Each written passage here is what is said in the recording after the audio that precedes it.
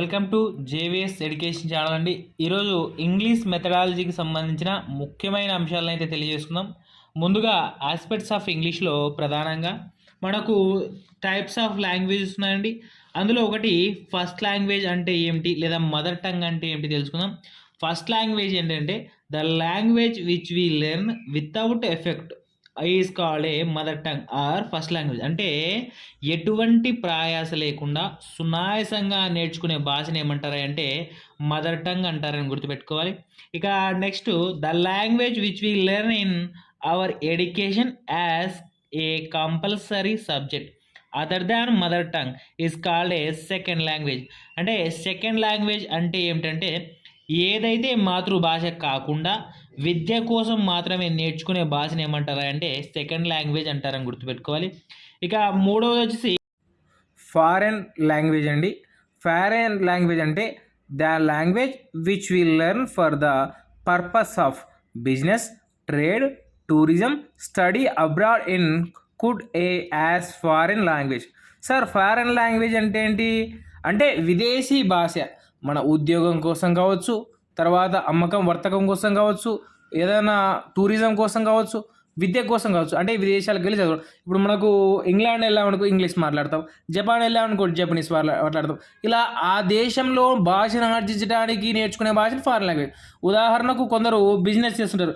ఇప్పుడు తమిళనాడు వెళ్ళి బిజినెస్ చేయాలంటే మనకు అంత ఇంత తమిళ్ రావాలి, కర్ణాటకకి వెళ్ళాలంటే కన్నడ రావాలి. ఇలా వేరే వ్యాపారం కోసం కానీ విద్య కోసం కానీ ఉద్యోగం కోసం పోయి చేయడాన్ని ఏమంటారంటే ఫారెన్ లాంగ్వేజ్ అంటారు. గుర్తుపెట్టుకోవాలి. వ్యాపారం కోసం విద్య కోసం వాడేదాన్ని అంటారు ఫారెన్ లాంగ్వేజ్ అంటారని గుర్తుపెట్టుకోవాలి. ఈ విధంగా ఉపయోగించేదాన్ని ఫారెన్ లాంగ్వేజ్ అంటారు.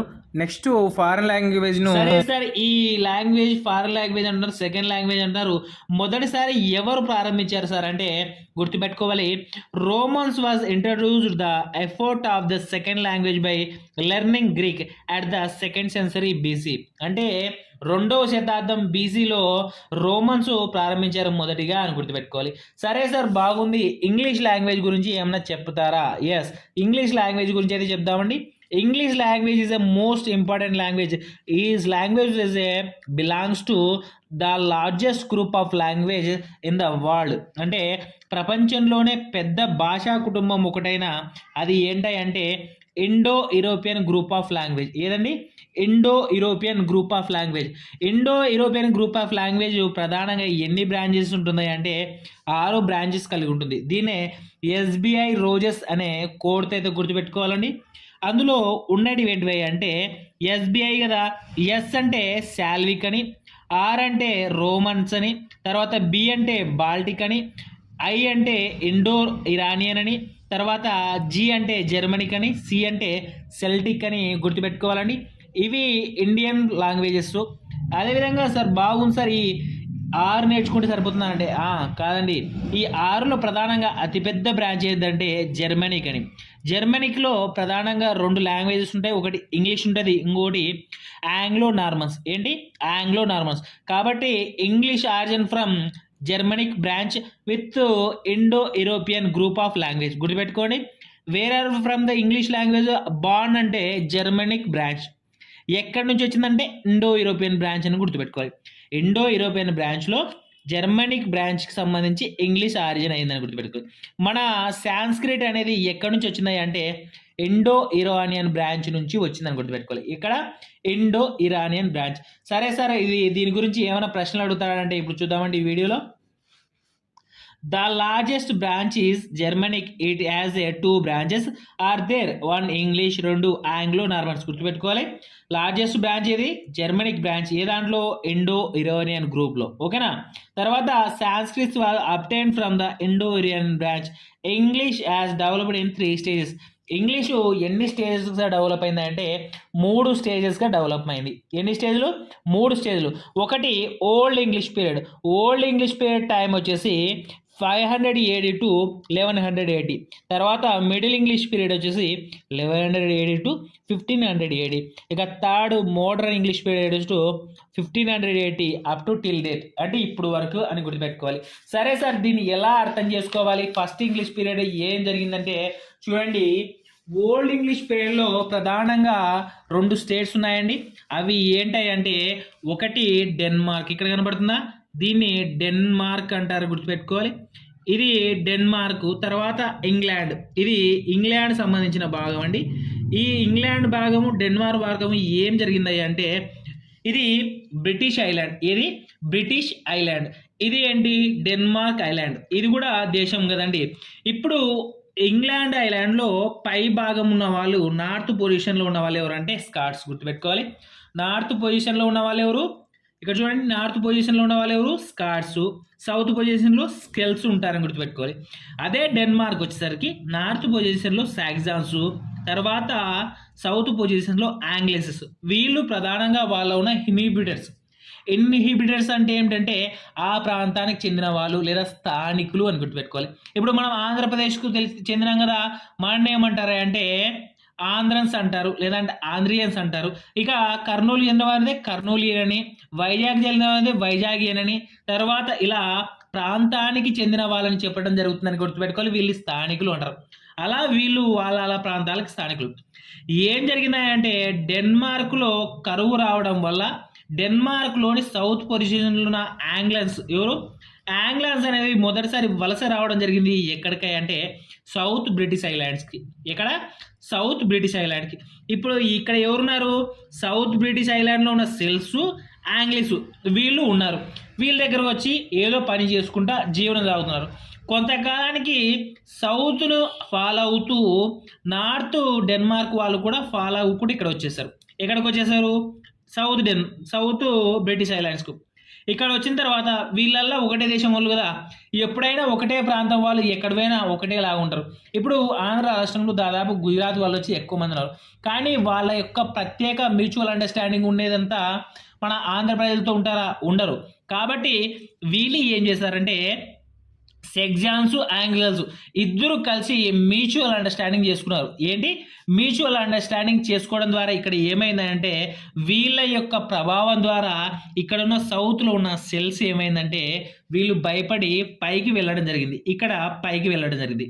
ఇలా పైకి సౌత్కి వెళ్ళేసరికి ఇక్కడ మొత్తం ప్రాంతాన్ని ఎవరు ఆక్రమించారు అంటే డెన్మార్క్ ప్రజలైన ఆంగెల్స్, సెక్జాన్స్ ఏర్పడింది. వీళ్ళు మాత్రమే ఆక్రమించారు. ఇక్కడ వీళ్ళు ఉన్నారు.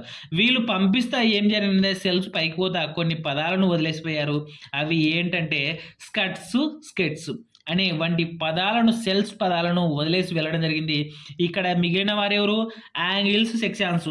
కాబట్టి ఈ యాంగిల్స్, సెక్షన్స్ కలిసి ఓల్డ్ ఇంగ్లీష్ పీరియడ్ను డెవలప్ చేయడం జరిగింది అని గుర్తుపెట్టుకోవాలి. ఇప్పుడు యాంగిల్స్, సెక్షన్స్ కలిసి ఆంగ్లిక్స్ అవుతుంది. ఆంగ్లిష్ మోడర్న్గా వచ్చేసరికి ఏమవుతుందంటే ఇంగ్లీష్గా డెవలప్ చెందుతుంది అని ఇవ్వడం జరిగిందండి టెక్స్ట్ బుక్లో. అయితే దాన్ని ఒకసారి ఇట్లా చూద్దామండి. ఇక్కడ చూద్దామండి, ఇది ఓల్డ్ ఇంగ్లీష్ పీరియడ్. ఏది old English period. Old English పీరియడ్లో ఏం జరిగిందంటే Scots tribes are lived in the north British island, they talk Scottish language. తర్వాత సౌత్ బ్రిటిష్ ఐలాండ్స్లో ఉన్న వాళ్ళు సెల్స్ ట్రైబ్స్ వీళ్ళు lived in the here talk to Celtic language. ఇక్కడ నార్త్ డెన్మార్క్లో ఉన్న వాళ్ళు ఎవరు Saxons lived in the there talk Saxon language. తర్వాత Angles are lived in the they talk to ఆంగ్లిష్ language. ఇది ఈ విధంగా ఉన్న వీళ్ళు నలుగురు వచ్చేసి మొత్తంగా ఇన్హిబిటెన్స్ అంటే అంతరంగీకరణ చేసిన తర్వాత Angles and Saxons can be developed mutual understand and made Celt to go the north British island. వలస వెళ్ళిపోయినారు ఇంగ్లీష్ వాళ్ళు. తర్వాత వాళ్ళు going Celts left some many words are the Celtic in the south part that like shit, skit ఈ పదాలను వదిలేసిపోవడం జరిగిందని గుర్తుపెట్టుకొని. తర్వాత Angles spoke Anglish language, Saxon spokes Saxon language. Give breath to old English period. అంటే old English పీరియడ్కి వీళ్ళ యొక్క మ్యూచువల్ అండర్స్టాండింగ్ అనేది ప్రారంభమైందని గుర్తుపెట్టుకోవాలి. ఇలా జరిగినప్పుడు it was called a Anglic slowly. అంటే వీళ్ళిద్దరిని కలిపి ఏమన్నారా అంటే ఆంగ్లిక్ లాంగ్వేజ్ అన్నారు. ఇలా ఆంగ్లిక్ వెళ్ళి ఇంగ్లిక్ అయింది అండ్ దేమ్ కాల్డ్ ఇంగ్లీష్గా మారింది. గుర్తుపెట్టుకొని Anglic slowly it become a Anglic it was called first no a English. అంటే ఇప్పుడు ఇంగ్లీష్గా మారింది. కాబట్టి they follow in the famous book of the old English period చూసేసి బీవూల్ఫ్ అండి. ఇది చాలా చాలా ఇంపార్టెంట్, గుర్తుపెట్టుకోండి. ఓల్డ్ ఇంగ్లీష్ పీరియడ్లో బాగా ఇంపార్టెంట్ గ్రంథం ఏంటంటే బీవూల్ఫ్ అని గుర్తుపెట్టుకోవాలి. తర్వాత కంక్లూజన్ ఏంటంటే old English was destroyed or turn into middle English period of due to attack of Norman dukes. అంటే నార్మన్ ప్రభువుల యొక్క దురాక్రమణ ద్వారా ఓల్డ్ ఇంగ్లీష్ పీరియడ్ అనేది convert to modern English period లేదా మిడిల్ ఇంగ్లీష్ పీరియడ్ అని గుర్తుపెట్టుకోవాలి. సార్ మిడిల్ ఇంగ్లీష్ పీరియడ్లో ఏం జరిగిందయ్యా అని వివరించే ముందు ఇక్కడ చూద్దామండి. మిడిల్ ఇంగ్లీష్ పీరియడ్లో ఏం జరిగిందంటే Normans are the French rulers. ఎవరు?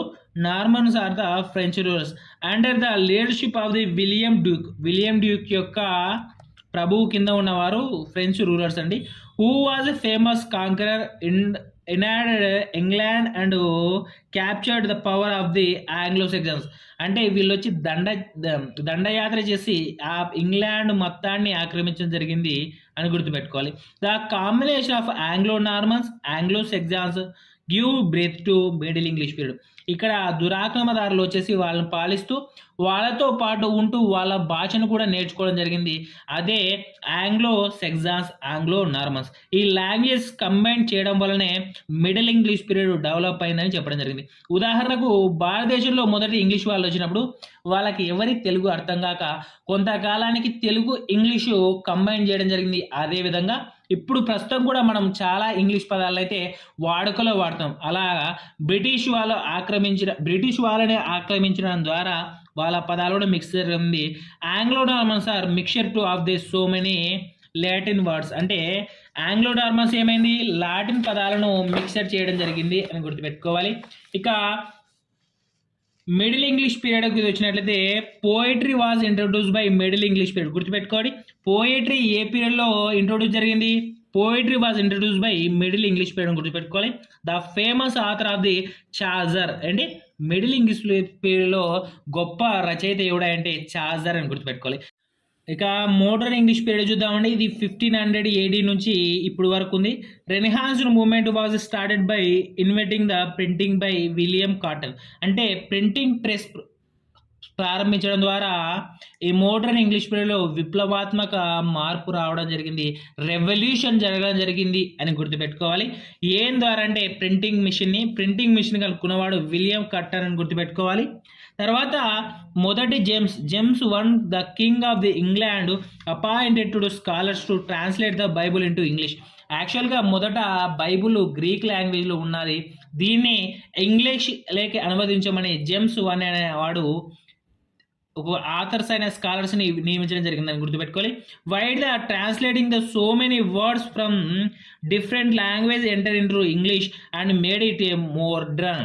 అంటే ఏమిటంటే ట్రాన్స్లేట్ చేసేటప్పుడు వివిధ భాషలకు చెందిన అనేక పదాలు ఇంగ్లీష్లోకి చేరడం జరిగిందని చెప్పడం జరిగిందని గుర్తుపెట్టుకోవాలి. The famous author in the period is Shakespeare యొక్క ప్రధాన గొప్ప కవి ఎవరంటే షేక్స్పియర్ అని గుర్తుపెట్టుకోవాలి. షేక్స్పియర్ రాసిన గ్రంథాలు ప్రధానంగా వచ్చేసి ఆంటోనీ వన్ బెసానియో. తర్వాత ఇది ప్రధానమైన గ్రంథం అని గుర్తుపెట్టుకోవాలి. తర్వాత Shakespeare use modern English in the play method. ఇక్కడండి నాటక విధానంలో ప్లే మెథడ్లో కనుక్కున్నాడు. లవ్స్ లేబర్స్ లాస్ట్ అని. తర్వాత the throat a chapter of normally Holofernes. ఏంది? ఓలోఫ్రెన్ గుర్తుపెట్టుకోవాలి. ఈ లవ్స్ లేబర్స్ లాస్ట్లో క్యారెక్టర్ ఏంటంటే ఆల్ ఫ్రెండ్స్ అని గుర్తుపెట్టుకోవాలి. A school master. ఈయన ఎవడంటే school master. The great vowel shift in the period. Great vowel shift ఎక్కడ ఉద్భవించిందంటే మోడర్న్ ఇంగ్లీష్ లాంగ్వేజ్లో ఏర్పడింది. ఏం సార్ ఆ గ్రేట్ ఓవెల్ షిఫ్ట్ అంటే? ఏం లేదండి, బ్యాక్ టంగ్ ట్విస్టర్ నుంచి పలికే పదాలను మొదటి అంటే లోపల నుంచి పలికే పదాలను అంత ట్విస్టింగ్ లేకుండా పలకడం స్టార్ట్ అయింది. దీన్నే గ్రేట్ ఓవెల్ షిఫ్ట్ అంటారని గుర్తుపెట్టుకోవాలి. ఇది ఇంపార్టెంట్ కాన్సెప్ట్ అండి. నెక్స్ట్ లాంగ్వేజెస్లో ఎలా స్కిల్స్ డెవలప్ చేయాలి అన్న దాని గురించి అయితే తెలుసుకుందాం. ఇప్పుడు నెక్స్ట్ ఇంగ్లీష్ మెథడ్లో చాలా ఇంపార్టెంట్ టాపిక్ ఏంటంటే లాంగ్వేజ్ స్కిల్స్ అండి. డెవలప్మెంట్ ఆఫ్ లాంగ్వేజ్ స్కిల్స్ అనేటివి చాలా ఇంపార్టెంట్. తప్పకుండా ఒక మార్క్ వచ్చే టాపిక్ ఏదంటే development of language skills. Language skills చూడగానే మొదట వచ్చే నిర్వచనం ఏంటంటే హెచ్ఈ పామర్ గారు దాన్ని గుర్తుపెట్టుకోవాలి. ఏం చెప్తాడు అంటే language learning is A essential a habit forming process, a process during which we acquired new habits అంటారండి. ఏం సార్ ఈ నిర్వచనార్థం అంటే భాష అనేది అలవాటుగా మార్చుకునే ప్రక్రియ కానీ హాబీగా కాదు. దీని ద్వారా కొత్త అలవాట్లు ఏర్పడతాయని చెప్పిన వాడు ఎవడంటే హెచ్ఈ పామర్ అని గుర్తుపెట్టుకోవాలి. హెచ్ఈ పామర్ ఏం చెప్తాడు definition? Language learning is a essentially habit forming process, a process during which we acquired new habits అనే ఇవ్వడం జరిగిందని గుర్తుపెట్టుకోవాలి. సరే సార్, ఇంకా స్కిల్స్ గురించి చూసినట్లయితే స్కిల్స్ను ప్రధానంగా 4 టైప్స్గా వర్గీకరించవచ్చు. అందులో వాటిని మొదటి యాక్టివ్ స్కిల్స్ అని, ప్రొడక్టివ్ స్కిల్స్ అని గుర్తుపెట్టుకోవాలి. యాక్టివ్ స్కిల్స్ అంటే క్రియాత్మక నైపుణ్యాలని, తెలుగులో ప్రొడక్టివ్ స్కిల్స్ అంటే ఉత్పాదన నైపుణ్యాలని అంటారు, గుర్తుపెట్టుకోవాలి. ఇక యాక్టివ్ స్కిల్స్కి వచ్చినట్లయితే 1 స్పీకింగు, 2 writing. Sir speaking writing active skills ఎందుకంటే అంటే మాట్లాడేటప్పుడు మనిషి యాక్టివ్ ఉన్నప్పుడే మాట్లాడగలడు. అదేవిధంగా రాస్తున్నప్పుడు శరీరం పనిచేస్తుంది కాబట్టి రైటింగ్ స్కిల్ కూడా యాక్టివ్ స్కిల్ కిందకి వస్తుందని గుర్తుపెట్టుకోవాలి. సరే sir, passive skill resistive skill అంటే ఏమిటంటే స్తబ్దంగా ఉండే కళ, తర్వాత ఉత్పాదన అనంతర కళ అంటారు, గుర్తుపెట్టుకోవాలి. 1 లిజనింగ్, రీడింగ్ గుర్తుపెట్టుకోవాలి. ప్యాసివ్ కిందకి వస్తుంది లిజనింగ్ సార్ అంటే వింటున్నప్పుడు ఎటువంటి పని చేయం కాబట్టి ఊకే వింటూ ఉంటాం కాబట్టి దీన్ని ఏమంటారంటే ప్యాసివ్ స్కిల్ అంటారు, గుర్తుపెట్టుకోవాలి. ఇక రీడింగ్ కూడా ప్యాసివ్ స్కిల్ అన్న సార్, నోరు కదులుతుంది కదా సార్, మన కళ్ళు కదులుతుంటాం కదా సార్ అంటే కరెక్టే అండి, మీరన్నది కూడా కరెక్టే. కానీ ఎందుకు ప్యాసివ్ స్కిల్ అంటే ఇక్కడ నువ్వు కొత్తగా ఏమి సృష్టించవు, కేవలం ఉన్నది మాత్రమే చదువుతుంటావు కాబట్టి ఇది కూడా ప్యాసివ్ స్కిల్ కిందకి వస్తుంది. సరే సార్, ఇంకో సెకండ్ డివిజన్ ఎందుకు సార్ చేశారంటే గుర్తుపెట్టుకోండి, ఓవరాల్గా అంటే భాష ఆధారంగా మాట్లాడే చలన ఆధారంగా 2 రకాలు చేయడం జరిగింది.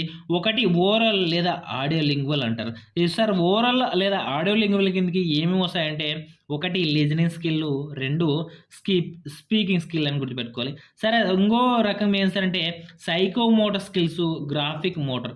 ఇది చలన అవయవాలు లేదా కర్మ అవయవాలను ఉపయోగించి మాత్రమే ఈ భాషా నైపుణ్యాల అభివృద్ధి చెందుతాయి. 1 రీడింగ్ స్కిల్స్, 2 రైటింగ్ స్కిల్స్ అని గుర్తుపెట్టుకోవాలి. సరే సార్, బాగున్నాయి. వీటి గురించి క్లియర్గా ఎక్స్ప్లెయిన్ చేయండి సార్ అంటే చూద్దామండి. మొదటిది ఏంటంటే లిజనింగ్ స్కిల్ గురించి అయితే తెలియజేసుకుందాం. సార్ లిజనింగ్ స్కిల్స్ ప్రధానంగా మొదట స్టార్ట్ చేసింది ఎప్పుడంటే 1940వ సంవత్సరంలో. ఎప్పుడు స్టార్ట్ అయిందండి? Listening skills was introduced by 1940s on the first skills.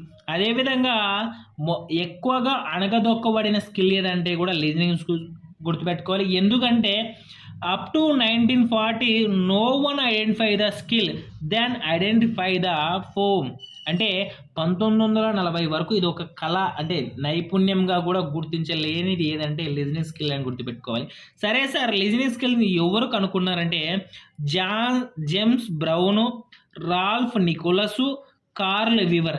ఈ 3 లాంగ్వేజ్లో లిజనింగ్ స్కిల్ను గుర్తించి ప్రాచుర్యంలోకి ఇవ్వడం జరిగింది. కాబట్టి father of the listening skills అని ఎవరిని అంటారంటే James Brown, Ralph Nicholas, Carl Weaver. ఈ 3 అంటారని గుర్తుపెట్టు. నెక్స్ట్ ప్రాసెస్ ఆఫ్ ఇంగ్లీష్ గురించి అయితే తెలుసుకుందామండి. ఈ ప్రాసెస్ ఆఫ్ ఇంగ్లీష్లో ప్రధానంగా 3 స్టేజెస్ ఉంటాయండి. 1 input stage, 2 process stage, 3 output stage. ఈ 3 స్టేజ్లు బట్టే లాంగ్వేజ్ లిజనింగ్ అనేది ఇంపార్టెంట్గా ఉంది. ఇక లాంగ్వేజ్ ప్రాసెస్లో ఇన్పుట్లో ఎవరు ఉంటారు అంటే స్పీకర్, ఇది మనం మాట్లాడే దాన్ని బట్టి జరుగుతుంది. ఈ ప్రాసెస్ అవుట్పుట్ ఏమొస్తున్నాయి అంటే లిజన్ యొక్క రియాక్షన్స్ ఆర్ రెస్పాన్సెస్ ఉంటాయని గుర్తుపెట్టుకోవాలి. సార్ లిజనర్స్ రెస్పాన్స్ ఎలా ఉంటుంది అన్న విధానం బట్టి ఇక ప్రాసెస్ వచ్చినట్లయితే 2 రకాలుగా ఉంటుందని. ఏం సార్ ఆ ప్రాసెస్ ఏంటి ఆ విధానం అంటే చూసినట్లయితే ప్రాసెస్ 2 విధాలుగా ఉంటుందని చెప్పిన వాడు ఎవరంటే రిచర్డ్స్ అండ్ చార్డన్. రిచర్డ్స్ అండ్ చార్డన్ అనే 2 శాస్త్రవేత్తలు కలిసి ఈ ప్రాసెస్ను 2 విధాలుగా ఉంటుందని చెప్పారు. 1 bottom up process, 2 top down process. Sir what is the bottom up process, what is the top down process అంటే the can divide and into Richard and Chardon గుర్తుపెట్టుకోవాలి. ఇక బాటమ్ అప్ ప్రాసెస్ అంటే ఏమిటంటే మొదటిసారి విషయం వినడం ద్వారా జరుగు విషయాన్ని తెలుసుకోవడం. మనం మొదటిసారి సినిమాకి వెళ్ళామనుకోండి, ఏం జరుగుతుంది అనే ఆతృతతో మాత్రం సినిమా చూస్తాం. అదే once we start in the class room in the first time listen to your can be understand and listen well carefully we will be understand that matter.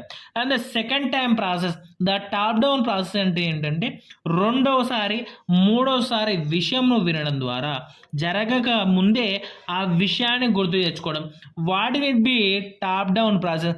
That second and third time we can listen the same content, we can be assumption the next episode, next stage, will be understand and assumption the process will be top down process. అంటే ఏంటంటే రెండవసారి మూడోసారి cinema చూస్తున్నాం అనుకో, okay next hero విలన్ని కొడతాడు, villain వెళ్ళి హీరోని వాళ్ళ ఫ్యామిలీని కిడ్నాప్ చేస్తాడు. ఇలా మొదటిసారి గుర్తుకు రావడాన్ని ఏమంటారు అంటే టాప్ డౌన్ ప్రాసెస్ అంటారు, గుర్తుపెట్టుకోవాలి. ఇది ప్రధానంగా ప్రాసెస్. సరే సార్ బాగుంది, ఈ ప్రాసెస్ను డివైడ్ టు మళ్ళీ ఎవరు చేశారయ్యా అంటే లిజనింగ్ను డివైడ్ చేసిన వారు ఎవరంటే వైన్ అండ్ కవస్కి, లేదంటే వేన్ అండ్ కవస్కి అని గుర్తుపెట్టుకోవాలి. లిజనింగ్ టైప్స్, తర్వాత లిజనింగ్ను వివిధ రకాలుగా వివరించిన వాళ్ళు వీళ్ళు అని గుర్తుపెట్టుకోవాలి. సరే సార్ ఎలా ఉంటుంది లిజనింగ్, ఎన్ని రకాలుగా ఉంటుందని చెప్పుదామండి. మొదటిది డిస్క్రిమినేటివ్. ఏంటి డిస్క్రిమినేటివ్, దీన్ని ఏమంటారంటే వివరణాత్మక అని గుర్తుపెట్టుకోవాలి. డిస్క్రిమినేటివ్లు ఏమంటారు షార్ట్కట్లు అంటే గిస్ట్ మెథడ్ అంటారని గుర్తుపెట్టుకోవాలి.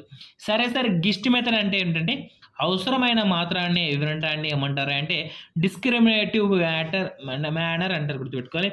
ఉదాహరణకు పబ్లిక్ స్పీచెస్, ఉదాహరణకు ప్రసంగాలు ఇస్తున్నారు అనుకోండి, మనకి ఎంత అవసరమైతే అంత మాత్రమే తీసుకుంటాం, దీన్ని ఏమంటారంటే డిస్క్రిమినేటివ్ మ్యాటర్ అంటారు, గుర్తుపెట్టుకోవాలి. దీన్ని గిస్ట్ మేనర్ అని చెప్పిన వారు ఏమంటే డఫ్ అని గుర్తుపెట్టుకోవాలి. ఎవరు డఫ్. అదేవిధంగా ఇక్కడ ఫోకస్డ్ మేనర్ అని చెప్పిన వారు కూడా డఫ్. తర్వాత క్యాజువల్ మేనర్, ఇలా షార్ట్ నేమ్స్ పిలిచిన వాడు ఎవడంటే డఫ్ అని గుర్తుపెట్టుకోవాలి. ఓకేనా. నెక్స్ట్ కాంప్రహెన్సివ్ మేనర్ లేదంటే కాంప్రహెన్సివ్ లిజనింగ్ అంటారు. దీన్ని ఎలాగంటే క్విజెస్ ఇంటర్వ్యూస్లో జాగ్రత్తగా వింటాన్ని కాంప్రహెన్సివ్ మ్యాటర్ అంటారు. ఇక్కడ క్విజెస్ అంటున్నారు సార్, ఎలా వస్తుంది సార్ అంటే గుర్తుపెట్టుకోండి, ఒక క్వశ్చన్ ఉంటుంది కదా, క్వశ్చన్ ఇచ్చినప్పుడు ఆ క్వశ్చన్లో కేవలం మెయిన్ పాయింట్స్ మాత్రమే చూసి మనం అయితే ఆన్సర్ చేస్తాం. ఎలాగంటే ఇప్పుడు మనకు ఒక పారాగ్రాఫ్ ఇచ్చి దాంట్లో ఒక స్టేట్మెంట్ ఇచ్చి మనకు ఆన్సర్కి బ్రుతుకోమంటే మనం పారాగ్రాఫ్ ఏముంది హెడ్డింగ్ పట్టుకొని చూస్తాం. ఉదాహరణకు the Ramu was killed by Ravana అని ఇచ్చినప్పుడు statement, who was killed by Ravana అన్నప్పుడు మనం ఎవరు అని సెర్చ్ చేసినప్పుడు మనకి ఏం అవసరం, రామ ఇస్ ఆన్సర్. అలా సెర్చ్ చేయడానికి కాంప్రహెన్సివ్ మేనర్లో కాంప్రహెన్సివ్ లిజనింగ్ ఉంటుంది అని గుర్తుపెట్టుకోవాలి. ఇక third one is a critical listening. ఈ క్రిటికల్ లిజనింగ్ అంటే ఏంటంటే ఎవాల్యుయేషన్ మెథడ్లో మనం క్రిటికల్ లిజనింగ్ చేస్తాం. ఎవరిదైనా సరే ఇప్పుడు మనం టీచ్ చేస్తున్నాం అనుకోండి, ఎంగిల్లా కూర్చొని క్రిటిసైజ్ చేస్తుంటారు, రే బాగా చెప్తలేవురా, నువ్వు సరిగ్గా వింటలేవురా, అలా కాదు చెప్పేది, ఇలా రా అని కింద ఉన్న వాళ్ళు చెప్తారు, కానీ కింద వాళ్ళు పైకి వెళ్ళినప్పుడు నోట్లోంచి మాటలు రావు. దీన్ని ఏమంటారా అంటే క్రిటికల్ లిజనింగ్ అంటారని గుర్తుపెట్టుకోవాలి. విమర్శనాత్మక దృక్పథంతో వినడాన్ని ఏమంటారా అంటే క్రిటికల్ లిజనింగ్ లేదంటే క్రిటికల్ లిజనింగ్ అంటారు, గుర్తుపెట్టుకోవాలి. ఉదాహరణకు డెమో క్లాసులు, మైక్రో టీచింగ్ చేస్తున్నప్పుడు కింద హెడ్ టీచర్లు అదేవిధంగా వివిధ సబ్ టీచర్లు కూడా వినడాన్ని ఏమంటారంటే క్రిటికల్ లిజనింగ్ అంటారని గుర్తుపెట్టుకోవాలి. ఇక ఫోర్త్ వన్ వచ్చేసి థెరపాటికల్ లిజనింగ్, దీన్ని క్యాజువల్ లిజనింగ్ అంటారు. ఊకే ఏదో టైంపాస్ పల్లిలాగా వింటుంటారు కదా, వాటిని ఏమంటారంటే క్యాజువల్ లిజనింగ్ అంటారు. ఏం సార్ టైంపాస్ కోసం వినడం ఎలా? ఉదాహరణ అంటే మనం జాగింగ్ చేస్తున్నప్పుడు చెవులో హెడ్ ఫోన్స్ పెట్టుకొని మ్యూజిక్ వింటుంటామా, మనకి యాక్చువల్గా మ్యూజిక్ వినడం అనేది ఎటువంటి ఉపయోగం ఉండదు, కానీ ఏదో వినాలి, పొద్దుపోవాలి, రన్నింగ్ చేయడంలో ఇంట్రెస్ట్ రావాలనే ఉద్దేశంతో చేయడాన్ని ఏమంటారంటే థెరపాటికల్ లిజనింగ్ అని గుర్తుపెట్టుకోవాలి. ఇక ఐదోది ఏంటంటే అప్రిసియేటివ్ లిజనింగ్. అప్రిసియేటివ్ లిజనింగ్ అంటే ఏంటంటే మనకు బాగా నచ్చిన విషయాన్ని, బాగా అవసరమైన విషయాన్ని లేదా ఆనందం కోసం చేయ పనులని ఏమంటారంటే అప్రిసియేటివ్ లిజనింగ్ అంటారు. ఉదాహరణకు ఇష్టమైన పాట వినడం లేదా ఇష్టమైన మ్యూజిక్ వినడం, ఇష్టమైన ఒక నావెల్ యొక్క లిజనింగ్ చేయడం, ఇలాంటివన్నీ అప్రిసియేటివ్ లిజనింగ్ కిందకి వస్తాయని గుర్తుపెట్టుకోవాలి. సరే sir activities of development listening, listening స్కిల్ను డెవలప్ చేయడానికి ఏమైనా యాక్టివిటీస్ ఉన్నాయండి. ఒకటి డిక్టేషన్. ఏంటి dictation? To develop the listening and writing skills ఏదంటే డిక్టేషన్ చేయడం వల్ల లిజనింగ్ స్కిల్ డెవలప్ అవుతుంది, రైటింగ్ స్కిల్ డెవలప్ అవుతుంది అని గుర్తుపెట్టుకోవాలి.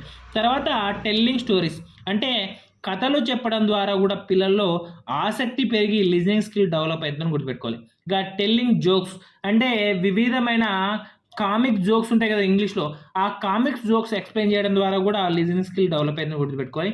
ఇక సాల్వింగ్ పజిల్స్ అంటే పజిల్ సాల్వింగ్ చేయడం. ఇక్కడ ఈనాడు పేపర్‌లో సండే ఫన్ డేలో వస్తాయి. వర్డ్స్ ఇచ్చేసింటాడు ఏబీసీడీ కలిపితే ఒక మీనింగ్ వర్డ్ వస్తుంది. స్పోర్ట్స్ అని, మైండ్స్ అని ఇలా జాయిన్ చేయడం, క్లబ్ చేయడం ద్వారా మనకు లాంగ్వేజ్ వస్తాయి. దీన్నే సాల్వింగ్ పజిల్స్ అంటారు. ప్రాబ్లమ్స్ అంటారు. ఇక తర్వాత జిగ్జా లిజనింగ్ అంటే వివిధ పదాలను ఇచ్చి దాన్ని సరైన ఆర్డర్‌లో చేయడం అనేది కూడా లిజనింగ్ స్కిల్ కిందకి వస్తుంది అని గుర్తుపెట్టుకోవాలి. ఇది ప్రధానంగా లిజనింగ్ స్కిల్ గురించి అండి. తర్వాత లిజనింగ్ స్కిల్ డెవలప్ చెందడానికి ఇంకో ప్రాసెస్ ఉంది. అది ఏంటంటే గుర్తుపెట్టుకోండి. ఒకటి ఎక్స్‌ప్లెయినింగ్ డోడల్స్. ఈ డడల్స్‌ని వివరించడం ద్వారా కూడా లిజనింగ్ స్కిల్స్ అయితే వస్తుందని గుర్తుపెట్టుకోవాలి. వివిధ రాతలను చదవడం ద్వారా ఎక్స్‌ప్లెయినింగ్ డడల్స్ అంటారని గుర్తుపెట్టుకోవాలి. ఇది లిజనింగ్ స్కిల్‌ను డెవలప్ చేస్తుంది అని గుర్తుపెట్టుకోవాలి. ఇక తర్వాత ప్రిడిక్షన్ అండి. Prediction is A more important than development listening skills. ఇది గుర్తుపెట్టుకోవాలి.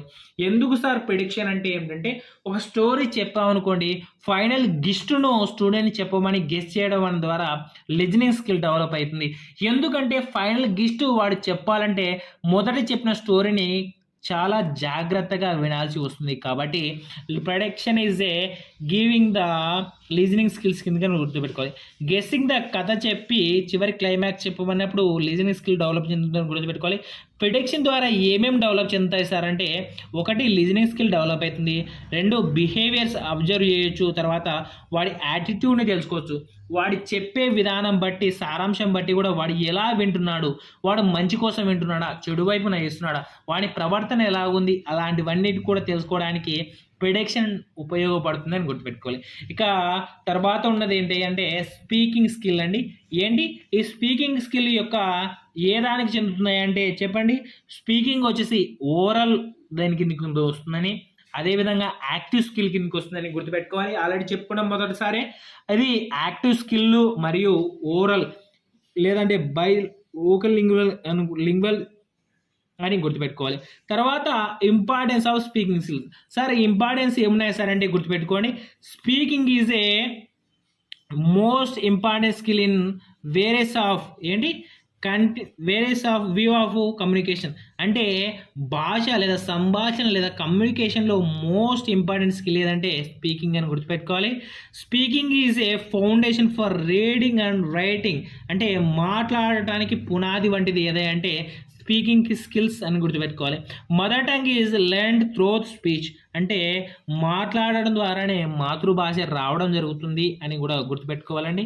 ఇక రెండవది వచ్చేసినట్లయితే language is a primarily speech. అంటే భాష అనున్నది మాట్లాడడం ద్వారానే అభివృద్ధి చెందుతుంది అని గుర్తుపెట్టుకోవాలి. ఇక speaking is a primary need for the most people. కొందరికి భాషనే అన్నం పెడుతుంది అని చెప్తారు. ఎలా అంటే గుర్తుపెట్టుకోండి, వ్యాపారస్తులకు, తర్వాత వివిధ సంస్థల్లో పనిచేస్తున్న వాళ్ళకి భాషనే ప్రధానము. ఉదాహరణకు టీచర్ కూడా భాష లేకుంటే అన్నం దొరకదు. కాబట్టి speaking is a primary need for most of the people. అంటే టీచర్స్కు, సేలర్స్కు ఇలాంటి వ్యక్తులకు అందరికీ speaking is a primary need to living survival అని గుర్తుపెట్టుకోవాలి. సరే sir, role of teacher speaking స్కిల్స్లో ఉపాధ్యాయుని పాత్ర ఏముంటుంది సార్ అంటే ప్రధానంగా గుర్తుపెట్టుకోవాలి. 5 పాత్రలు ఉంటాయి. సార్ ఇవి కూడా అవసరమా ప్రశ్నలు అడుగుతారంటే తప్పకుండా అడుగుతారని గుర్తుపెట్టుకోవాలి. ఓకే, టీచర్ రోల్ వచ్చేసి teacher should be the plan the activities. అంటే వివిధ కృత్యాలను ప్లాన్ చేసి పిల్లలను మాట్లాడే విధంగా చేయాలి. ఎలాగంటే కొన్ని బొమ్మలు ఇచ్చి డిస్క్రిప్షన్ చేయమనాలి. తర్వాత ఆ బొమ్మల యొక్క స్టోరీ చెప్పమనాలి. ఉదాహరణకు మనకు కార్టూన్ బొమ్మలు చాలా ఫేమస్ అయ్యి ఇప్పుడు ప్రతి పిల్లవాడు మొబైల్లో కానీ సెల్లులో కానీ కార్టూన్స్నే ఎక్కువగా ఆదరిస్తున్నారు.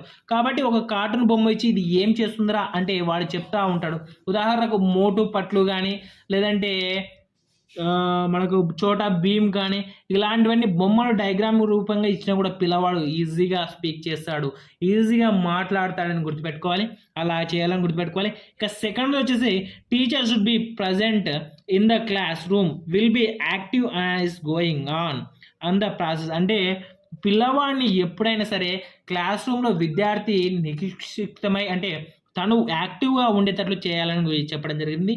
Teacher can be modifying the active accordingly, సందర్భానుసారంగా పిల్లవాడిని చేయించాలి. కొన్ని కృత్యాలు చేస్తున్నప్పుడు పిల్లవాడు ప్యాసివ్ ఉన్నా అనుకో, అరే నాన్న నువ్వు వచ్చి ఈ పదాన్ని చెప్పురా, ఈ పద్యం చెప్పురా, లేదంటే ఈ వాక్యం చెప్పురా, ఈ బొమ్మను వివరించరా అని పిల్లవాడిని ఎప్పుడు యాక్టివ్ పొజిషన్లోనే ఉంచాలి అని చెప్పేది ఏంటంటే థర్డ్ పాయింట్. ఇక తర్వాత teacher should be not point out the mistakes in the directly, పిల్లవాడు చేసే తప్పులను ఎప్పుడూ డైరెక్ట్గా టీచర్ అనేవాడు ఎత్తి చూపకూడదు అని గుర్తుపెట్టుకోవాలి. వాటిని ఎలా చేయాలంటే teacher can B receive the mistakes by the giving the number of examples, అంటే ఉదాహరణ పూర్వకంగా తప్పులను తగ్గించాలి తప్ప డైరెక్ట్గా నువ్వు తప్పు చేసావురా అని పిల్లవాడు చెప్తే వాడు హట్ అయ్యి రేపు పొద్దు నుంచి నీ క్లాస్కి రావడం మానేస్తాడు. ఇలాంటివి జరుగుతాయని టీచర్ రోల్ స్పీకింగ్లో అని గుర్తుపెట్టుకోవాలి. సరే సార్, సబ్ స్కిల్స్ ఉన్నాయి కదా స్పీకింగ్కి, అవి ఏంటి సార్, ఎవరు వివరించారు సార్ అంటే sub skills of the speaking is a developed by John Munby. గుర్తుపెట్టుకోవాలి, ఎవరు? జాన్ మన్బై అని గుర్తుపెట్టుకోవాలి. అవి ఏంటి సార్ అంటే ఒకటి articulation of the speech sounds in the isolation, గుర్తుపెట్టుకోవాలి. ఉచ్చారణలో ఒకే ఒక పదంలో నిచ్చినవి గుర్తుపెట్టుకోవాలి. ఇది ఎవరు చేశారా అంటే ఒంటరిగా, అంటే ఒక్కడే పలకాల్సినవి గుర్తుపెట్టుకోవాలి. తర్వాత articulation of speech sounds in the connected speech, ఇప్పుడు ఏం చేయాలంటే ఆ పలికే పదాలను కలుపుతూ అర్థవంతంగా చదవాలని గుర్తుపెట్టుకోవాలి. ఇక third one word stress, fourth one sentence stress, fifth one intonation. ఇవి సబ్ స్కిల్స్ అని గుర్తుపెట్టుకోవాలి. వీటిని డెవలప్ చేసిన వారు ఎవరంటే జాన్ మాన్బాయ్ అని గుర్తుపెట్టుకోవాలి. తర్వాత the active to develop the speaking skills, ఈ స్పీకింగ్ స్కిల్స్ను ఎలా డెవలప్ చేయాలంటే ప్రధానంగా గుర్తుపెట్టుకోండి. ఒకటి సెల్ఫ్ ఇంట్రడక్షన్, తన గురించి తాను చెప్తున్నప్పుడు మాట్లాడాలి కాబట్టి సెల్ఫ్ ఇంట్రడక్షన్ ద్వారా స్పీకింగ్ స్కిల్స్ డెవలప్ చెందుతాయని గుర్తుపెట్టుకోవాలి. తర్వాత చైనీస్ విస్పర్ గేమ్, ఏం సార్ ఈ చైనీస్ విస్పర్ గేమ్ అంటే ఇది లిజనింగ్కు డెవలప్ చెందుతుంది, రీడింగ్కు డెవలప్ చెందుతుంది, స్పీకింగ్కు డెవలప్ చెందుతుంది గుర్తుపెట్టుకోవాలి. స్పీకింగ్ లిజనింగ్కు రెండింటికి డెవలప్ చెందేది ఏంటంటే చైనీస్ విస్పర్ గేమ్. ఇంతకుముందు ఒకటి చెప్పాము కదా, డిక్టేషన్ అనేది లిజనింగ్ స్కిల్స్కు డెవలప్ చెందుతుంది, స్పీకింగ్ స్కిల్కు డెవలప్ చెందుతుంది అని గుర్తుపెట్టుకోవాలి.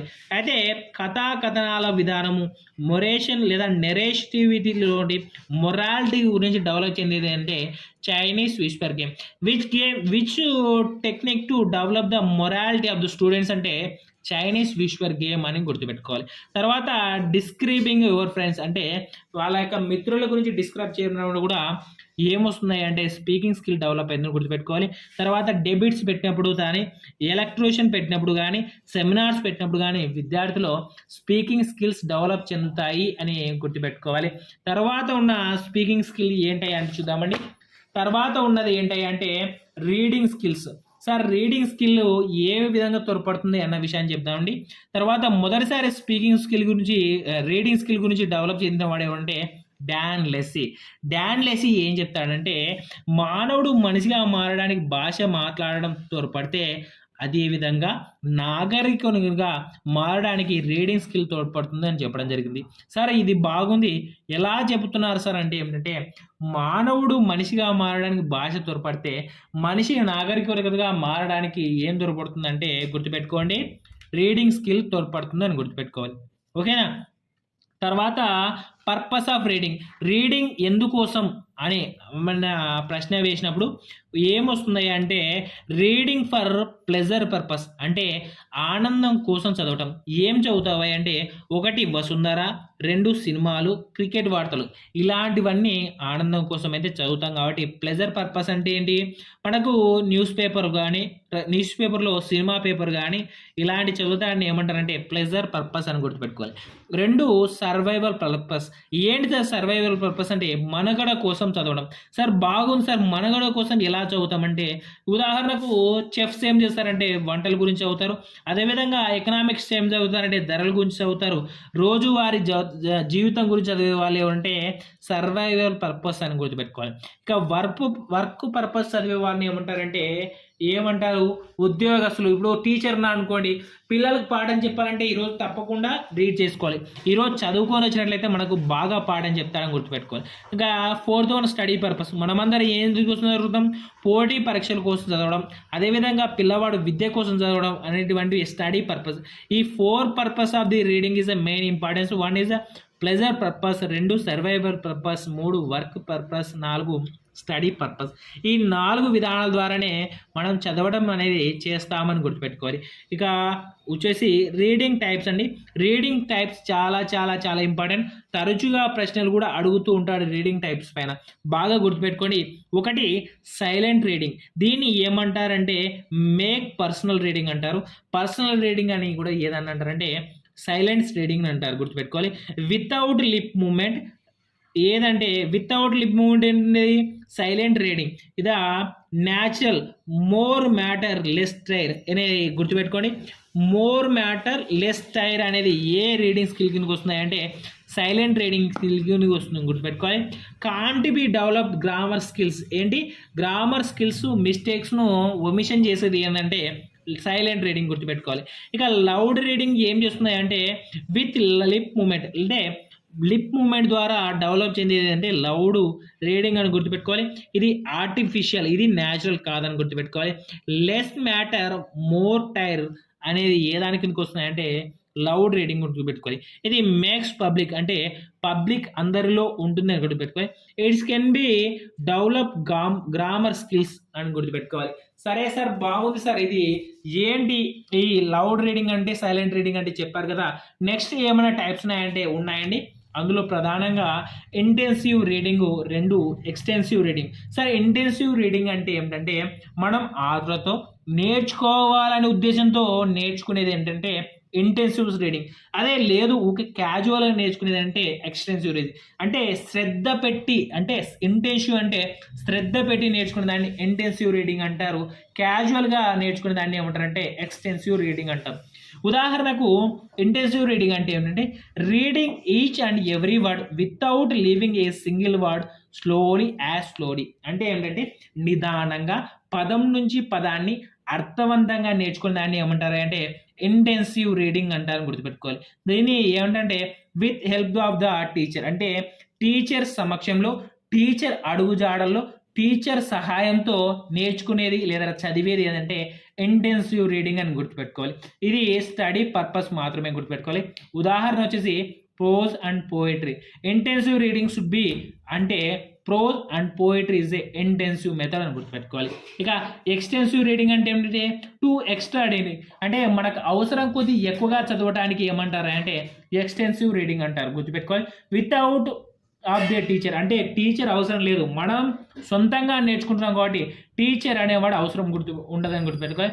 ఇది ఏం పర్పస్ అంటే ప్లెజర్ పర్పస్, ఆనందం కోసమే అని గుర్తుపెట్టుకోవాలి. ఉదాహరణ సప్లిమెంటరీ రీడర్, తర్వాత బుక్స్, తర్వాత నావెల్స్, తర్వాత వివిధ లైఫ్ హిస్టరీ బుక్స్, బయోగ్రఫీస్, ఇవన్నీ ఏంటి కిందకి వస్తాయంటే ఎక్స్టెన్సివ్ రీడింగ్ కిందకి వస్తాయని గుర్తుపెట్టుకోవాలి. తర్వాత మనకు చాలా ఇంపార్టెంట్ అయిన టాపిక్ ఏంటంటే స్కిమ్మింగు, స్కానింగు. ఇది ఏం సార్ అంటే ఇవి ఇంగ్లీష్ రీడింగ్లోనే చాలా ఇంపార్టెంట్. చాలా అరుదుగా కాదు, తరచుగా అడుగుతున్న ప్రశ్నలు ఏంటంటే ఇవే సార్. స్కిమ్మింగ్ అంటే ఏమిటి, స్కిప్పింగ్ అంటే ఏమిటి, స్కానింగ్ అంటే ఏంటి, డిఫరెన్స్ ఏంటి అని తెలుసుకుందామండి. పూర్తి అర్థంను నేర్చుకోవడం ఏంటి, పూర్తి అర్థాన్ని నేర్చుకోవడాన్ని ఏమంటే స్కిమ్ అంటారు, అంటే ఈదడం అని గుర్తుపెట్టుకోండి. ఎలా అంటే reading each and every one, ప్రతి పదాన్ని మనం నేర్చుకుంటూ దాన్ని ఏమంటారంటే స్కిమ్మింగ్ అంటారు, గుర్తుపెట్టుకోండి. As fast as to get the guest, అంటే సారాంశాన్ని నేర్చుకోవడానికి ఎంత ఫాస్ట్గా వీలైతే అంత ఫాస్ట్గా సారాంశం నేర్చుకోవడం ఏదంటే స్కిమ్మింగ్ అంటారు, గుర్తు. స్కిప్పింగ్ గురించి తెలియజేస్తున్నామండి. స్కిప్పింగ్ అంటే ఏంటంటే వదిలి చదవడం. Sir listening reading the important matter ఏం సార్ అంటే ఒక పారాగ్రాఫ్, ఒక స్టోరీ ఇచ్చిన అనుకోండి, దాంట్లో మెయిన్ హెడ్డింగ్స్ ఏం చేస్తాం. ఉదాహరణకు లెటర్ చూసినాం అనుకోండి, ఫస్ట్ ఏం చేస్తాం, హెడ్డింగ్ చూస్తాము, తర్వాత శాలిటేషన్ చూస్తాము, బాడీ ఆఫ్ ద లెటర్ చూస్తాము, కంక్లూజన్ చూస్తాం. ఇలా హెడ్డింగ్స్ మాత్రమే చూడటాన్ని ఏమంటారు అంటే ఏమని చెప్తారంటే స్కిమ్మింగ్ అంటారు, గుర్తుపెట్టుకోవాలి. ఇంపార్టెంట్ మ్యాటర్ మాత్రమే ఇంపార్టెంట్ దాన్ని ఏమంటారు స్కిప్పింగ్ అంటారు. ఉదాహరణ headlines of the news paper. మనం న్యూస్ పేపర్ చూస్తున్నాం అనుకోండి, ఏమని చదువుతా అంటే విద్యార్థుల ధర్నా, తర్వాత కర్నూలుకి వచ్చిన ముఖ్య అతిథులు, తర్వాత పలాని దేవాలయం సందర్శించిన మరో ఒక ప్రముఖుడు, ఇలా హెడ్డింగ్స్ మాత్రమే చదవటాన్ని ఏమంటారంటే స్కిమ్మింగ్ అంటారని గుర్తుపెట్టుకోవాలి. ఓన్లీ ఇంపార్టెంట్ మ్యాటర్ అంటే స్కిమ్మింగ్ అని గుర్తుపెట్టుకోవాలి. ఇక స్కానింగ్ విషయానికి వచ్చినట్లయితే వెతుకుతూ చదవడం. స్కానింగ్ అంటే సర్చింగ్ ఫర్, లుకింగ్ ఫర్ అని, ఫైండింగ్ ఫర్ అనే వర్డ్స్ కనపడినాయంటే స్కానింగ్ అని గుర్తుపెట్టుకోవాలి. Search the dictionary. మనం డిక్షనరీలో మనకు కావాల్సిన వొకాబులరీ ఎలా వెతుకుతాం? ఎక్కడ ఇక్కడ ఇక్కడ ఇక్కడుందా ఇక్కడుందా ఇక్కడుందా ఇక్కడుందా, ఇది ఇది ఇది కావాల్సింది, ఇలా వెతకడాన్ని ఏమంటారంటే స్కానింగ్ అంటారు, గుర్తుపెట్టుకోవాలి. స్కిమ్మింగ్ అంటే ఏమిటంటే as fast as getting the gist, అంటే సారాంశాన్ని కనుక్కోవటాన్ని ఏమంటారంటే స్కిమ్మింగ్ అంటారని గుర్తుపెట్టుకోవాలి. మనకు హెడ్డింగ్ ఇంపార్టెంట్ అనే దాన్ని మాత్రమే అంటే స్కిప్పింగ్ అంటారు, గుర్తుపెట్టుకోవాలి. మనకు కావాల్సింది వెతకడాన్ని స్కానింగ్ అంటారని గుర్తుపెట్టుకోవాలి. ఓకేనా? తర్వాత ఉన్న ఇంపార్టెంట్ మ్యాటర్ ఏంటంటే reading the lines, reading between lines, reading beyond the lines. ఇవి చాలా చాలా ఇంపార్టెంట్, గుర్తుపెట్టుకోవాలి. వీటి గురించి ఏం తెలుసుకుందామంటే గుర్తుపెట్టుకోండి. రీడింగ్ ద లైన్స్ అంటే ఏంటి? ఉన్నది ఉన్నట్లు చదవడాన్ని రీడింగ్ ద లైన్స్ అంటారు, గుర్తుపెట్టుకోవాలి. Reading the as the tease అంటే యాజ్ టీస్ అంటే గుర్తుపెట్టుకోండి, ఉన్నది ఉన్నట్లు చదవటం అన్నమాట. అంటే అర్థం లేకుండా చదవటాన్ని, బట్టి కొట్టడాన్ని ఏమంటారంటే రీడింగ్ ద లైన్స్ అంటారు, గుర్తుపెట్టుకోవాలి. ఉదాహరణకు మనకు టేబుల్స్ ఉంటాయి, వాటి అర్థం ఏం తెలియదు కానీ నేర్చుకుంటాం కదా, 2 2 2 4 ఇలాంటివన్నీ ఏదానికి వస్తున్నాయి అంటే రీడింగ్ ద లైన్స్ కింద వస్తుందని గుర్తుపెట్టుకోవాలి. Second reading between the lines. Reading between the lines అంటే అర్థం ద్వారా రచయిత హృదయాన్ని తెలుసుకోవడాన్ని ఏమంటారు అంటే రీడింగ్ బిట్వీన్ ద లైన్స్ అంటారని గుర్తుపెట్టుకోవాలి. Getting the intensity of the author అంటే ఆథర్ యొక్క హృదయాన్ని తెలుసుకోవడాన్ని ఏమంటారంటే రీడింగ్ బిట్వీన్ ద లైన్స్ అంటారు, గుర్తుపెట్టుకోవాలి. ఇక లాస్ట్ది reading beyond the lines. Reading beyond the lines అంటే రచయితలను పొగడడం, విమర్శించడం వంటి వాటిని ఏమంటారంటే రీడింగ్ బియాండ్ ద లైన్స్. అంటే అర్థాన్ని తెలుసుకొని అర్థాన్ని కంప్లీట్గా నమిలి మింగేసి సారాంశాన్ని ఎక్స్పోజ్ చేయడాన్ని ఏమంటారంటే రీడింగ్ బియాండ్ ద లైన్స్ అంటారు, గుర్తుపెట్టుకోవాలి. ఏం రాశాడురా షేక్స్పియర్, గ్రంథం ఎక్సలెంట్ అని చెప్పడము. తర్వాత మనం చెప్తూ ఉంటాం బాహుబలి ఏం తీసారా రాజమౌళి అని చెప్పడానికి కూడా reading the beyond the lines అంటారు, గుర్తుపెట్టుకోవాలి. ఏంది రీడింగ్ బియాండ్ ద లైన్స్ అంటే ఒక దాన్ని విమర్శించే స్టేజ్ వరకు అర్థం చేసుకోవడాన్ని ఏమంటారంటే రీడింగ్ బియాండ్ ద లైన్స్ అంటారు. ఓకే, ఒక అర్థవంతంగా నేర్చుకోవడాన్ని రీడింగ్ బిట్వీన్ ద లైన్స్ అంటారు, రీడింగ్ ద లైన్స్ అంటారు. ఇవి రీడింగ్ యొక్క స్కిల్స్లో టైప్స్ అని గుర్తుపెట్టుకోవాలి. ఇవి రీడింగ్ యొక్క ప్రధానంగా టైప్స్. అయితే ఇంకా ఉన్నాయా సార్ రీడింగ్ టైప్స్ అంటే? ఉన్నాయండి. వాటిని ఏమంటారంటే చూడండి, ఒకటి గ్రాఫికల్ రీడింగ్. ఏంటి? గ్రాఫిక్ రీడింగ్ అంటారు. సార్ గ్రాఫిక్ రీడింగ్ అంటే ఏమిటి? ఆర్గానిక్ రీడింగ్ అంటే ఏం చూడదామండి. గ్రాఫిక్ రీడింగ్ అంటే ఏంటంటే పటాల ద్వారా నేర్చుకోవడం, బొమ్మల ద్వారా నేర్చుకోవడం, గ్రాఫ్లు మ్యాపుల ద్వారా నేర్చుకోవడాన్ని ఏమంటారు అంటే గ్రాఫిక్ రీడింగ్ అంటారు, గుర్తుపెట్టుకోవాలి. తర్వాత ఆర్గానిక్ రీడింగ్ అంటే ఏమిటంటే కృత్రిమ వస్తువుల ద్వారా నేర్చుకోవడాన్ని ఆర్గానిక్ రీడింగ్ అంటారు, గుర్తుపెట్టుకోండి. Reading with help of the photos, అదేవిధంగా వివిధ చదువు రాని వాళ్ళ కోసం అంటే బొమ్మల ద్వారా, మెమెంటోస్ ద్వారా నేర్పించడాన్ని ఏమంటారు అంటే ఆర్గానిక్ రీడింగ్ అంటారు, గుర్తుపెట్టుకోవాలి. ఇంకా ట్యాబ్లెట్ స్క్రిప్ట్ పైన చదివించి అడగడాన్ని ఏమంటారు అంటే ఆర్గానిక్ రీడింగ్ అంటారు, గుర్తుపెట్టుకోవాలి. అథెంటిక్ మెటీరియల్ ఉపయోగించి నేర్పించే భాషను ఏమంటారంటే ఆర్గానిక్ రీడింగ్ అని గుర్తుపెట్టుకోవాలి. ఏంటి? ఆర్గానిక్ రీడింగ్ అని గుర్తుపెట్టుకోవాలని. తర్వాత మెథడ్స్ ఆఫ్ రీచింగ్ రీడింగ్. రీడింగ్ను ఎలా బోధిస్తామంటే ప్రధానంగా 2 మెథడ్స్ ఉన్నాయండి. ఒకటి సింథటిక్ మెథడ్. ఏంటి? ఒకటి సింథటిక్ మెథడ్స్ అంటారు, గుర్తుపెట్టుకోవాలి. Alphabetic synthetic method. ఒకటి సింథటిక్ మెథడ్లో ప్రధానంగా ఆల్ఫాబెటిక్ మెథడ్, 2 ఫోనిక్ మెథడ్, దీన్ని సౌండ్ మెథడ్ అంటారు, 3 సిలబిక్ మెథడ్ అని గుర్తుపెట్టుకోవాలి. సార్ ఆల్ఫాబెటిక్ మెథడ్ అంటే ఏమిటంటే వోవెల్స్ మొదటన నేర్పించి తర్వాత కాన్సోనెంట్స్ నేర్పించడాన్ని ఏమంటారంటే ఆల్ఫాబెటిక్ మెథడ్ అంటారు, గుర్తుపెట్టుకోవాలి. AEIOUలను ఇంగ్లీష్లో ఆల్ఫాబెట్స్ అంటారని గుర్తుపెట్టుకోవాలి. మిగతా వాటిని కాన్సోనెంట్ మెథడ్ అంటారని గుర్తుపెట్టుకోవాలి. సార్ ఆల్ఫాబెట్స్ అంటే ఉదాహరణకు నేమ్ ఆఫ్ ద ఆల్ఫాబెట్స్ AEIOలను మొదటిసారి నేర్పించేదాన్ని నేను గుర్తుపెట్టుకోవాలి. ఇక ఫోనటిక్ మెథడ్ అంటే ఇంట్రడ్యూస్ ద సౌండ్స్. ఉదాహరణకు ఏ అంటే ఆ అనే ఫోనిక్ సౌండ్స్ని ఉపయోగించి చెప్పడాన్ని ఫోనటిక్స్ మెథడ్ అని గుర్తుపెట్టుకోవాలి. ఇంకా సిలబిక్ మెథడ్ అంటే సిలబస్ను డివైడ్ చేసి నేర్పించడాన్ని సిలబిక్ మెథడ్ అంటారు. ఇవి సింథటిక్ మెథడ్లో భాగం అని గుర్తుపెట్టుకోవాలి. Next one analytical method. Sir analytical methods అంటే ఏమిటి, ఏం చెప్తుంది సార్ అంటే గుర్తుపెట్టుకోండి. అనలిటికల్ మెథడ్స్ వచ్చి 3 రకాలండి. ఒకటి వార్డ్ మెథడ్, దీన్నే కమెన్సివ్ మెథడ్ అంటారు. లుక్ అండ్ సేవ్ మెథడ్ అని కూడా అంటారు, గుర్తుపెట్టుకోవాలి. 2 ఫ్రేజ్ మెథడ్ లేదంటే ఫ్రేజ్ మెథడ్ అని గుర్తుపెట్టుకోవాలి. 3 sentence method, 4 story method. Sir బాగుంది సార్, ఈ మెథడ్స్ ఎలా ఉపయోగిస్తారని గుర్తుపెట్టుకోవాలి. 1, 2 తరగతులలో ఇక్కడ 1, 2 తరగతుల్లో ఉపయోగించే మెథడ్ ఏదంటే వర్డ్ మెథడ్, అంటే పద పద్ధతి అంటారు, గుర్తుపెట్టుకోవాలి. చిన్నపిల్లలకు ఎక్కువ వాక్యాలు ఇస్తే నేర్చుకోలేరు కాబట్టి పదాలు అమ్మ, అరక, అరటి, రమణ, బడి, బండి, చేప, అదేవిధంగా బుక్కు, క్యాటు, టైలు, బుక్స్, తర్వాత చేరు, ఇలాంటివన్నీ పదాలను చూపిస్తూ నేర్పించడాన్ని ఏమంటారంటే పద పద్ధతి అంటారు, గుర్తుపెట్టుకోవాలి. ఓకేనా, వాటిని చూసి చెప్తారు కాబట్టి వీటిని లుక్ అండ్ సే మెథడ్ అని చెప్తారు. ఉదాహరణ యాపిల్, బనానా, బుక్కు, టేబుల్, ఇలాంటివన్నీ వర్డ్ మెథడ్ అని చెప్తాను, గుర్తుపెట్టుకోవాలి. ఇది 1, 2 తరగతుల్లో ఉపయోగిస్తారు, ఏదంటే వర్డ్ మెథడ్ అంటారు అని చెప్తారు, గుర్తుపెట్టుకోవాలి. ఇక 2వ మెథడ్ వచ్చేసి ప్రేస్ మెథడ్ అని గుర్తుపెట్టుకోవాలి. ప్రేస్ మెథడ్ అంటే ఏమిటంటే యాపిల్, ద హెడ్ మాస్టర్, తర్వాత ఏ బాయ్, ఇలాంటివన్నీ ప్రేస్ మెథడ్ అని చెప్తారని గుర్తుపెట్టుకోవాలి. ప్రేస్ మెథడ్లో ఇది 3rd, 4th క్లాస్లో ప్రధానంగా ఫ్రేస్ మెథడ్ను ఉపయోగిస్తారని గుర్తుపెట్టుకోవాలి. తర్వాత సెంటెన్సెస్ మెథడ్ అంటే ఏంటంటే వాక్యాలను ఉంచి పదాలను తీసుకొని చేసేదాన్ని సెంటెన్స్ మెథడ్ అంటారు, ఇది హయ్యర్ సెషన్లో ఉపయోగిస్తారని గుర్తుపెట్టుకోవాలి. ఇక స్టోరీ మెథడ్, దీన్ని కథా పద్ధతి అంటారు, గుర్తుపెట్టుకోవాలి. ఇంగ్లీష్ సెంటెన్స్ మెథడ్ను వాక్య పద్ధతి అంటారు. ఇది రీడింగ్ సంబంధించింది. ఇక రైటింగ్ సంబంధించింది ప్రధానంగా 3 స్టేజెస్ ఉంటాయండి రైటింగ్ స్కిల్స్లో. అది ఒకటి ప్రీ రైటింగ్, పోస్ట్ రైటింగ్. ఈ 3 స్టేజెస్లో చాలా డిఫికల్ట్ మెథడ్ ఏంటంటే ప్రీ రైటింగ్ అని గుర్తుపెట్టుకోవాలి.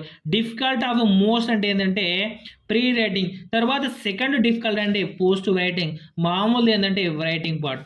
దీన్ని ఏమంటారంటే మొదటి దాన్ని ప్రీ రైటింగ్ ఏమంటారంటే కొలెక్టివ్ ఇన్ఫర్మేషన్, అంటే కలెక్షన్ ఆఫ్ ది ఇన్ఫర్మేషన్ అనేది ప్రీ రైటింగ్ స్టేజ్లో ఉంటుంది. ఇంప్లిమెంటింగ్ అనేది రైటింగ్ స్టేజ్లో ఉంటే చెకింగ్ రైటింగ్ అనేది పోస్ట్ రైటింగ్ స్టేజ్లో ఉంటుందని గుర్తుపెట్టుకోవాలి. బాగుంది సార్, ఏది ఈజీ మెథడ్ అంటే రైటింగ్ స్టేజ్ అని గుర్తుపెట్టుకోవాలి. ఇది రైటింగ్లో 3 స్టేజెస్ ఉంటాయని గుర్తుపెట్టుకోవాలండి. Next qualities of good writing అనే తెలుసుకుందామండి.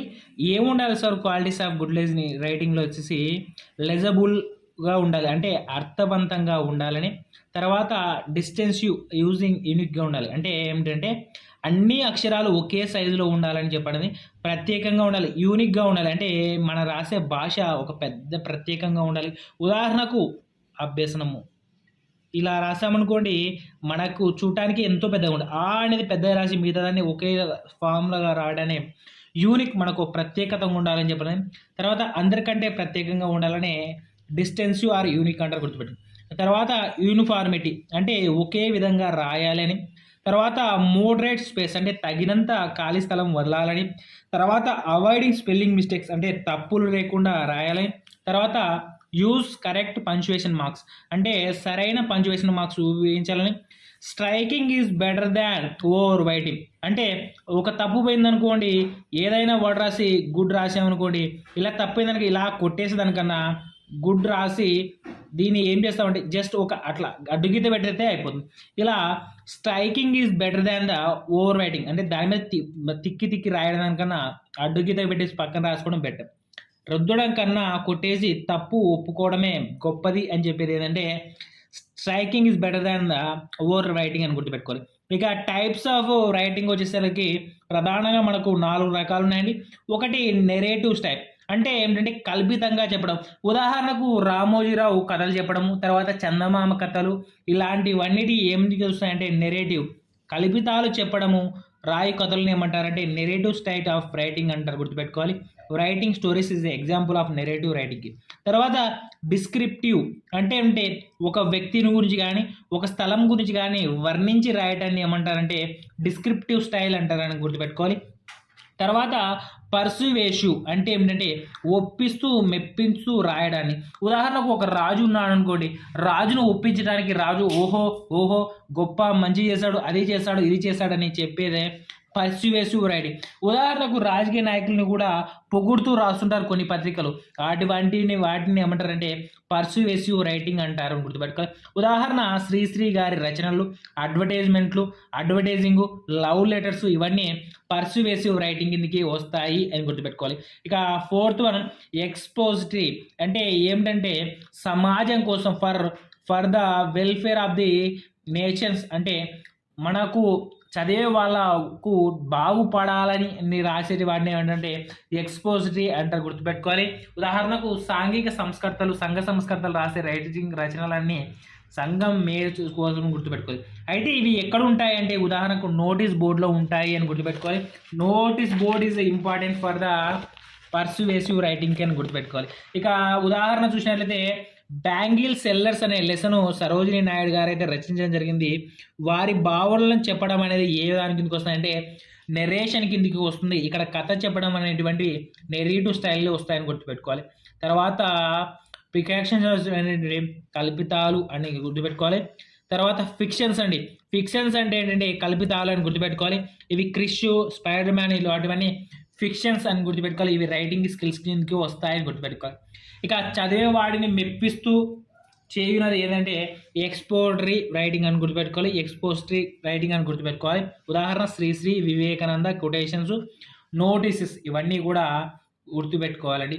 ఇది రైటింగ్ స్కిల్స్ సంబంధించి. ఇవి ప్రధానంగా స్కిల్స్ ఆఫ్ ది లాంగ్వేజ్ అని గుర్తుపెట్టుకోవాలి. ఇక స్టడీ స్కిల్స్ ఉన్నాయండి, ఇవి ప్రధానంగా 3. ఒకటి నోట్ మేకింగ్. నోట్ మేకింగ్ అంటే ఏమిటంటే నోట్ తీసుకోవడం. It's related to reading. Note making అంటే రాయడం కాదని రీడింగ్ సంబంధించింది. మోర్ డిస్క్రిప్టివ్ విత్ ఎమోషన్స్ తీసుకోవడం అని. Reading and reading to writing the main point అంటే మళ్ళీ చదువుతూ ఏదైతే రాయటాన్ని నోట్ మేకింగ్ అంటారు. ఉదాహరణకు ఒక పేజ్ నిండా మ్యాటర్ని తీసుకొని చదివి ఒక 2 లైన్లు లేదా ఒక పేరాగ్రాఫ్లో మ్యాటర్ చేయడాన్ని ఏమంటారంటే నోట్ మేకింగ్ అంటారు, గుర్తుపెట్టుకోవాలి. దీన్ని రాయడానికి కొన్ని టిక్స్ ఉన్నాయని. Don't use code language, short cuts. ఉదాహరణకు మనకు చెప్తూ ఉంటాం బిట్వీన్ అంటే బిట్ అని, తర్వాత ఇలా వర్డ్స్ రాసిన కోడ్ వర్డ్స్ మనకు చాట్ చేసేటప్పుడు హాయ్ అంటే హెచ్ఈ అని ఇలా రాస్తుంటాం కదా, ఇలా కోడ్ వర్డ్స్ను మాత్రం ఉపయోగించకూడదని చెప్పడం జరిగింది.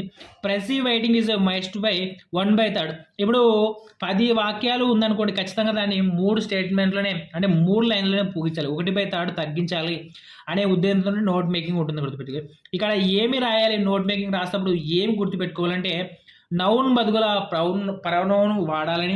తర్వాత కట్ ద అన్నెసరీ మ్యాటర్ అంటే ఎక్కువగా ఎక్స్ప్లెనేషన్ చేశారనుకోండి, ఆ ఎక్స్ప్లెనేషన్ తగ్గించాలని. కట్ ద ప్రావర్బ్స్, ఇడోనిమ్స్, కంటిన్యూస్ అంటే సూక్తులు, ప్రవక్తులు ఇలాంటివన్నిటిని తగ్గించాలని చెప్పడం జరిగింది. తర్వాత 1 word సబ్స్టిట్యూషన్స్ వాడాలి అని చెప్పడం. ఇవి 4 టెక్నిక్స్ ఉపయోగించి నోట్ మేకింగ్ రాయాలి. ఇలా రాయడం ద్వారా 1/3 తగ్గించవచ్చు అని చెప్పడం జరిగిందని గుర్తుపెట్టుకోవాలి. తర్వాతది నోట్ టేకింగ్ అంటే వింటూ రాస్తున్నాం. ఉదాహరణకు ఒక విఐపి బిజినెస్ మ్యాన్ ఉన్నాడు అనుకోండి, అతని కింద ఉన్న పిఏ అతను చెప్తుంటారు ఈరోజు వర్క్ ఏంటి సార్ అంటే మార్నింగ్ 9 గంటలకు 9 గంటలకు మీటింగు, 10 గంటలకు సైట్ విజిట్, 11 గంటలకు డిన్నరు, 12 గంటలకు పక్క కొత్త వ్యక్తులతో మీటింగ్, ఇలాంటివన్నీ చెప్పడాన్ని ఏమంటారంటే నోట్ టేకింగ్ అని గుర్తుపెట్టుకోవాలి. Note taking is related to listening అని గుర్తుపెట్టుకోవాలి. తర్వాత ఈ నోట్ టేకింగ్లో use shortcuts, code language, SMS language. ఉదాహరణకు ఒక రిపోర్టర్ ఒక స్పీచ్ జరుగుతుంది అనుకోండి, రాజకీయ నాయకులు స్పీచ్ జరుగుతున్నప్పుడు రిపోర్టర్ వచ్చి రాసుకుంటాడు. ఏం రాస్తున్నాడు, ఎక్కడ మీటింగ్ జరుగుతుంది, కర్నూలులో, ఏం మాట్లాడుతున్నాడు, సమాజంలో దొంగతనాల గురించి మాట్లాడుతున్నాడు. దొంగతనాలు తగ్గించాలంటే యువత చైతన్యం పొందాలని రాసుకుంటాడు. ఇలా షార్ట్ కట్స్ రాసుకోవడాన్ని ఏమంటారంటే నోట్ టేకింగ్ అంటారని గుర్తుపెట్టుకోవాలి. ఇక తర్వాత సమ్ రైటింగ్ అంటే ఏమిటంటే రైటింగ్ లిస్ట్, సారాంశాన్ని కనుగొనడాన్ని సమ్ రైటింగ్ అంటారు, గుర్తుపెట్టుకోవాలి.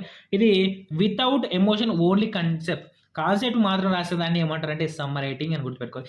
ఎమోషన్స్తో రాసేది నోట్ మేకింగ్, ఎమోషన్స్ లేకుండా కాన్సెప్ట్ మాత్రం రాసేది సమ్ రైటింగ్ అని గుర్తుపెట్టుకో. ఇవి స్టడీ స్కిల్స్ 3 అండి. 1 note making, 2 note taking, 3 summarising. తర్వాత రెఫరెన్స్ స్కిల్స్ ఉన్నాయండి. రెఫరెన్స్ స్కిల్స్ కిందకి ఏమొస్తాయి అంటే ప్రధానంగా చూడండి, ఒకటి టెక్స్ట్ బుక్. అదే మోస్ట్ రిలయబుల్ రెఫరెన్స్ బుక్ ఏదంటే టెక్స్ట్ బుక్ అని గుర్తుపెట్టుకోవాలి. Most reliable reference is textbook. తర్వాత dictionary. Dictionary word meaning, parts of the word, punctuations, pronunciation, examples, usage ఇవన్నీ ఎక్కడ దొరుకుతాయంటే డిక్షనరీ అని గుర్తుపెట్టుకోవాలి.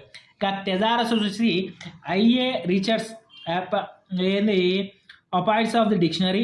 తర్వాత meanings of the synonyms, antonyms ఉండేది అంటే థెసారస్ అంటే అర్థాలు, పర్యాయ పదాలు, తర్వాత నానార్థాలు ఉండేదాన్ని థెసారస్ అంటారని గుర్తుపెట్టుకోవాలి. ఇంకా ఎన్సైక్లోపీడియా వచ్చేసి ప్రధానంగా రెండు ఉన్నాయండి. English encyclopaedia, world encyclopaedia. Etymology అంటారు గుర్తుపెట్టుకోండి. ఎటిమాలజీ అంటే ఎన్సైక్లోపీడియా అర్థం ఏ complete history of the word, ఒక వాక్యం యొక్క పూర్తి చరిత్రను చెప్పేదాన్ని ఎన్సైక్లోపీడియా అంటారు గుర్తుపెట్టుకోవాలి. ఎవరు వాడారు, ఎక్కడ వాడారు అని తెలుపున్నది కూడా ఎన్సైక్లోపీడియా అని గుర్తుపెట్టుకోవాలి. ఎన్సైక్లోపీడియా ప్రధానంగా రెండు రకాలు. ఒకటి ఇంగ్లీష్ బ్రిటానికా అంటారు, రెండు అమెరికా. ఎన్సైక్లోపీడియా 2 అని. Encyclopedia of Britannica, encyclopedia of America. ఈ రెండు ఎన్సైక్లోపీడియాలు ప్రస్తుతం అందుబాటులో ఉన్న గుర్తుపెట్టుకోవాలి. ఇంకా మూడవది ఇంటర్నెట్ కంప్లీట్ రెఫరెన్స్ సోర్స్ అంటే ఇంటర్నెట్ గుర్తుపెట్టుకోండి. మోస్ట్ రిలయబుల్ రెఫరెన్స్ సోర్స్ అంటే text book, complete reference source అంటే ఇంటర్నెట్ గుర్తుపెట్టుకోవాలి. ఇంకా meaning, word, parts of speech, pronunciation అంటే డిక్షనరీ అని గుర్తుపెట్టుకోవాలి. తర్వాత సినోనిమ్స్, యాంటోనిమ్స్ అంటే థెసారస్ అని గుర్తుపెట్టుకోవాలి. హిస్టరీ ఆఫ్ ది వర్డ్ అని అన్నాడు అనుకోండి ఎన్సైక్లోపీడియా అని గుర్తుపెట్టుకోవాలి. ఇది కంప్లీట్ టీచింగ్ స్కిల్స్ లేదంటే స్కిల్స్ ఆఫ్ ది లాంగ్వేజ్ అని గుర్తుపెట్టుకోవాలి. ఇది స్కిల్స్ అండి. నెక్స్ట్ చాప్టర్స్ నెక్స్ట్ వీడియోలో అయితే తప్పకుండా చేస్తారని. ఈ వీడియో మీకు నచ్చినట్లయితే తప్పకుండా లైక్ చేయండి, మీ మిత్రులకు షేర్ చేయండి. అదేవిధంగా మీరు ఎగ్జామ్స్ రాయాలనుకుంటే మా జేవీఎస్ ఎడ్యుకేషన్ ఛానల్ జాయిన్ అయ్యి ఎగ్జామ్స్ రాసుకోండి టెలిగ్రామ్లో ఫ్రీగా అని చెప్తున్నానండి. ఇట్లు మీ జేవీఎస్ ఎడ్యుకేషన్ ఛానల్. ధన్యవాదాలండి.